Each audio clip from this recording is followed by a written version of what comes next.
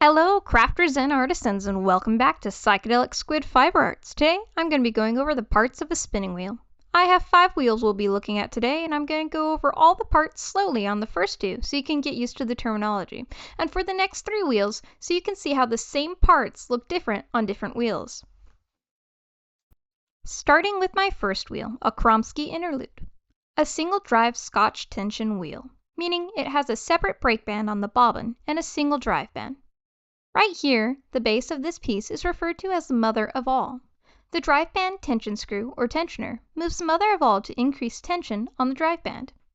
And this light blue leather is the brake band, or Scotch tension, and this is the brake band tension knob, or peg. Double drive wheels do not have a separate brake or brake tension knob. This is the drive band. This back here is the flyer and bobbin. We'll look more closely at it in a few minutes. This front piece is one of the maidens that holds the flyer on a leather bearing, and there's another on the back. The hole that the yarn enters is called the orifice. The major body of this wheel is called the base, but sometimes referred to as the table. This is the front leg of the wheel. This is the rear leg of the wheel that has holes, and there's a third leg back here that is also considered the rear leg, but without holes. Then the large wheel is called the drive wheel, and this is the drive wheel spoke. This main upright part is the drive wheel support. There's one on each side.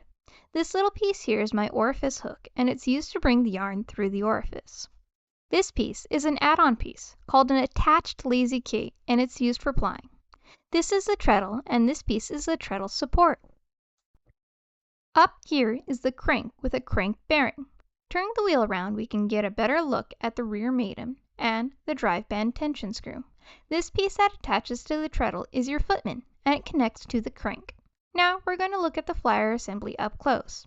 This again is the orifice, this is the flyer, this is the bobbin, and the flyer sits on the leather maiden bearings, and these are your flyer hooks. This again is your drive band tension screw. Let's look at this double drive Norwegian style spinning wheel. This is the base. This is the front leg. This is the rear leg with a hole for the treadle support. This is the treadle. This is the mother of all. This is a drive band tensioner.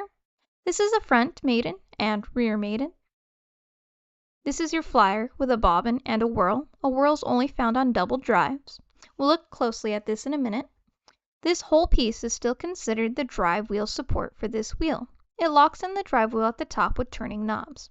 Again, the crank is what actually sits on a bearing at the top of the drive wheel support. The crank runs through the hub, or crank hub, and turns the entire drive wheel. Again, looking at it from the back, this is the drive wheel, the base, and the footman, which is missing the footman tie or connection to the treadle. Now, going back to the flyer assembly, this is the orifice held in place by a leather maiden bearing. This is the flyer, which is missing hooks. This is the bobbin, and this piece on the end is the whirl. It turns the flyer. Now going back to the crank, you can see that the crank sits on a bearing, and the dark color is from where it's been repeatedly oiled. So, the only major part I haven't mentioned yet is the distaff, and it's on this next wheel, but everything else is just seeing how the parts look on different wheels. This is a double drive castle style wheel with a distaff. This upright piece is used to hold unspun fiber at the top on the rungs. This piece down here is the base. This is the drive wheel support, and the other side has the other drive wheel support. This piece is one of your maidens, and the orifice is right here. Again, the flyer, bobbin, and whirl are here. This is the treadle, and this is your drive wheel. This is the crank. Turning the wheels slightly, you can see the flyer, bobbin, and whirl. Up here is actually your drive band tensioner. This is the drive wheel spoke, and crank. This wheel is actually missing the footman. This is the fourth wheel, a double drive German-style flax wheel. Again, the base, the mother of all, the maidens, the drive band tension screw, and the drive band that wraps around the drive wheel twice. Then the flyer and the flyer hooks, the bobbin, and the whirl. The front leg, the rear leg here doesn't actually have any holes because the treadle support is this piece, which uses leather straps to allow the treadle to rise and fall. I call this piece the accessory treadle support, as not all wheels have it. Again, the drive wheel support, the spoke, the hub, and the crank. From the other side, this is the footman, and this is the crank. This is my double drive Canadian super slanty wheel. So, base, mother of all, drive band tension screw, front maiden, rear maiden, flyer, bobbin, whirl, drive wheel spoke, drive wheel support with accessory supports, crank hub and crank, the footman with no footman tie, front leg, rear leg with holes, rear leg without holes, the treadle and treadle support. I hope you enjoyed this video on the parts of a spinning wheel. Please leave any questions in the comments section below. Thank you so much for exploring the depths of your creativity with me, and I'll see you next time.